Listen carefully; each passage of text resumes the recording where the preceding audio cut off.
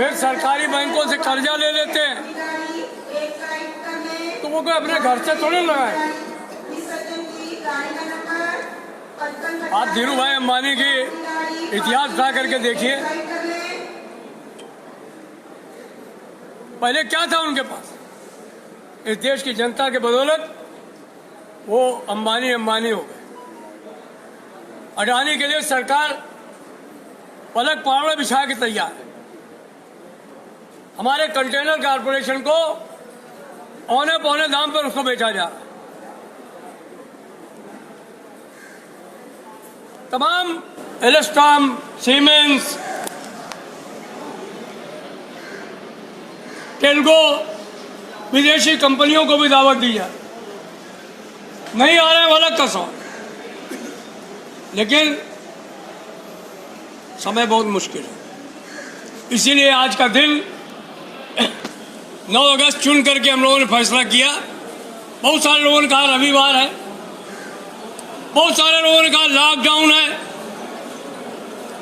तो चाहे लॉकडाउन हो चाहे रविवार हो, अगर रेल को बचाना है तो मैं समझता हूं ये देश को बचाना हो।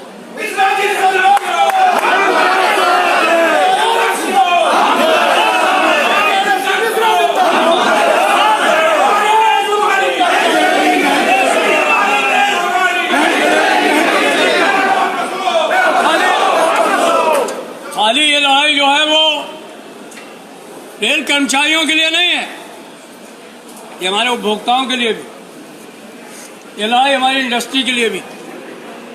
कल को अगर ये निजी हाथों में 150 गाड़ियां दी गई तो आने वाले कल में 2000 भी दी जा सकती। उस दिन कह रहे थे, कई पत्रकार पूछते हैं, चैनल में मेरे से बात करते हैं कि भाई 5% गाड़ियों के लिए आप क्यों शोर मचा रहे हैं। मंत्री जी भी कह रहे थे। मैंने उनसे कहा कि खाला के मरने का गम नहीं, खाला के मरने का गम नहीं, गम तो इस बात का है कि मौत ने घर देख लिया।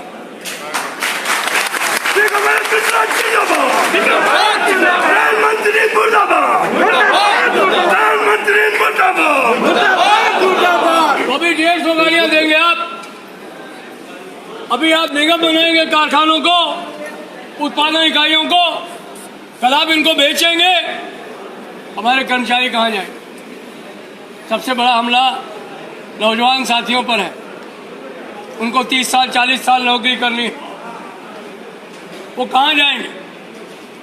हम अप्रेंटिसेज की लड़ाई लड़ते हैं तो कहते हैं कि हमें रेल में कर्मचारियों की संख्या कम करनी है और आप बढ़ाने की बात करते हैं। वो स्किल्ड लोग हैं, वो टेक्नीशियन का जॉब कर सकते हैं, मजबूरी है इसलिए खलासी में भर्ती होने आ रहे हैं। बाद में बात करिए। वो भी देने के लिए जो है वो आपकी नियत नहीं है। जहाँ पर रिक्रूटमेंट हो गए कह रहे हैं इनको रोक दो। एक आदमी से 3 काम कराने के लिए मल्टी स्किलिंग योजना लाने का प्रयास हो रहा है।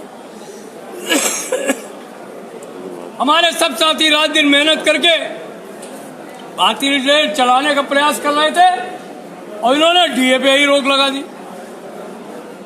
महंगाई पर रोक नहीं लगाएंगे, महंगाई भत्ते पर रोक लगाएंगे। नई पेंशन स्कीम इतना बड़ा धोखा है जिसका कि कोई हिसाब नहीं है। जो बच्चे नई पेंशन स्कीम में हैं, बच्चियां नई पेंशन स्कीम में हैं, उनको यही समझ नहीं आता कि हमारे रिटायरमेंट के बाद में हमको क्या होगा, फैमिली पेंशन मिलेगी कि नहीं मिलेगी। तो वैकेंसी आप भरेंगे नहीं, अप्रेंटिस को रेगुलर करेंगे नहीं।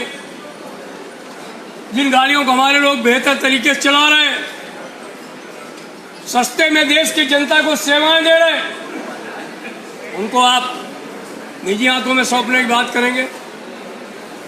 हमारे पास लड़ने के अलावा विकल्प है। आज हम अपने साथियों से यही कहना चाहते हैं कि आपको एक संकल्प लेना होगा। हमें मालूम है कोरोना की वजह से, लॉकडाउन होने की वजह से जितनी संख्या में लोग होने चाहिए तो नहीं, लेकिन सब पदाधिकारी यहाँ, ये आपकी जिम्मेदारी है कि अपने अपने कारखाने में अपने अपने ब्रांचेज में कल जाइए, उनको बताइए, एक एक साथी को तैयार करना है। भारत सरकार मानेगी तो ठीक है, रेल मंत्रालय मानेगा तो ठीक है, नहीं मानेगा तो जिस दिन से नई गाड़ियां चलाने का आह्वान होगा उसी दिन से रेल का चक्का भी जाम होगा। ये बात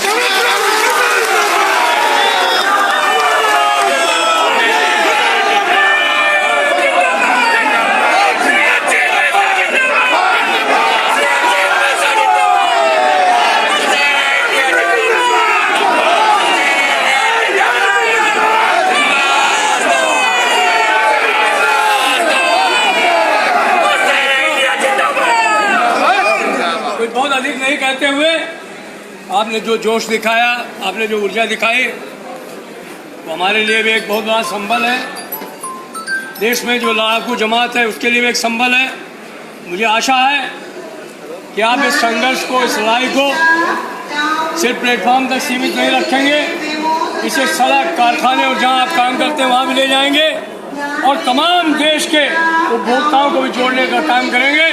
ये सवाल सिर्फ रेल कर्मचारियों का सवाल नहीं है, इस पर हम एक जन आंदोलन खड़े करेंगे और देश में सरकार को चुनौती देंगे कि अगर रेलों को आपने नीलाम करने की कोशिश की, बेचने की कोशिश की, तो इस देश में अशांति होगी और उस शांति की जिम्मेदारी भारत सरकार की होगी, हमारी कोई जिम्मेदारी नहीं।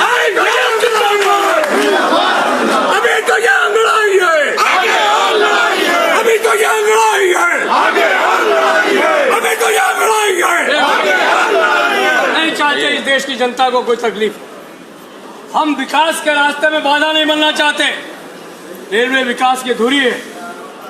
इस देश के विकास में रेल कर्मचारी का बहुत बड़ा हाथ है। हम उनमें बाधा नहीं बनना चाहते, लेकिन अगर भारत सरकार खुद रेल के को बेच करके देश के विकास में बाधा बनना चाहती है तो हम ऐसी इजाजत उसको कभी नहीं देंगे। और मुझे पूरा विश्वास है, हमें पूरा विश्वास है, खासतौर पर युवा साथियों से बहुत विश्वास है कि लड़ाई बहुत गंभीर है, उनके लिए तो चुनौती है बिल्कुल। इसलिए नौजवानों को संगठित करने की आवश्यकता है, महिलाओं को संगठित करने की आवश्यकता है और तमाम साथियों को संगठित करते हुए हमें संघर्ष के रास्ते पर उतरने की आवश्यकता है। हम सब मिलकर के रेल बचाएंगे, इसलिए बचाएंगे कि हमको देश बचाना है, इसीलिए हमने रेल बचाओ देश बचाओ रेल बचाओ, रेल बचाओ, रेल बचाओ, रेल बचाओ, रेल बचाओ, रेल बचाओ, रेल बचाओ, रेल बचाओ, रेल बचाओ, रेल बचाओ, रेल बचाओ, रेल हमारे आपकी, रेल हमारे आपकी,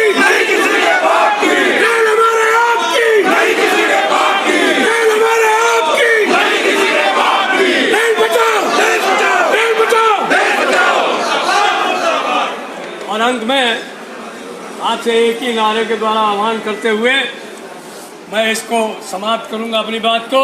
वो ये है, हम अपना अधिकार मांगते, हम अपना अधिकार मांगते, नहीं किसी से भीख मांगते। हम अपना अधिकार मांगते, हम अपना अधिकार मांगते, हम अपना अधिकार मांगते, हम अपना अधिकार मांगते। रेल बेचना बंद करो।